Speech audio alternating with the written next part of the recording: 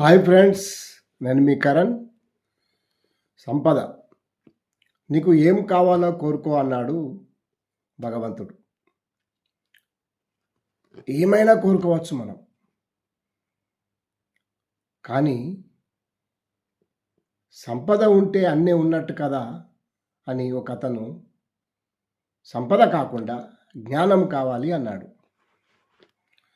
అలా జ్ఞాన సంపాదను సంపాదించుకొని ఆయన డాక్టర్ అయ్యాడు. పేరు ప్రఖ్యాతలు గడించాడు. ధన సంపద కన్నా జ్ఞాన సంపద ముఖ్యం. దాని ద్వారా ఎక్కడికి వెళ్ళినా ఆ జ్ఞానంతో అతను డబ్బును సంపాదించుకున్నాడు. విద్యను ఎంతమందికి దానం చేసినా లేక చెప్పినా అది జ్ఞానం పెరుగుతూనే ఉంటుంది, కానీ తగ్గదు. అదే సంపద అయితే ఎంతమందికి ఇచ్చినా ఖర్చు చేసినా తరిగిపోతుంది, కానీ పెరగదు. మన అవసరాలు తీర్చుకోవడానికి డబ్బు సంపాదిస్తాం.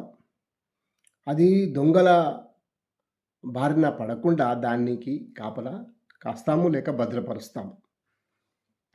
మనశ్శాంతి లేకుండా పడుకుంటాం. రాత్రింబగళ్ళు ఆలోచనతోనే ఉంటాం. ఆ డబ్బు ఎవడెత్తుకపోతాడో, లేకపోతే ఎలా ఖర్చు చేయాలి, ఖర్చు చేస్తే మళ్ళీ సంపాదన ఎట్లా అని. అదే జ్ఞానాన్ని సంపాదించుకుంటే ఒకరికి వెలుగునివ్వచ్చు. ఆ వెలుగు ద్వారా జ్ఞాన మార్గంలోకి ఎంతమందినైనా నడిపించవచ్చు. జ్ఞానులే అవుతారు తప్ప అజ్ఞానులు కారు.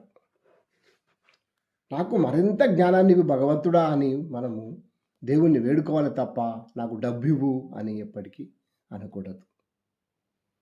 జ్ఞానం ఉంటే అన్నీ ఉన్నట్టే. కానీ ఈ లోకంలో ఇప్పటి పరిస్థితుల్లో డబ్బే కావాలి అంటారు కొంతమంది. ఆలోచించుకోండి. Thank you. నేను మీ కరణ్. కంటెంట్ నచ్చితే లైక్ చేయండి, షేర్ చేయండి, సబ్స్క్రైబ్ చేయండి. Thank you.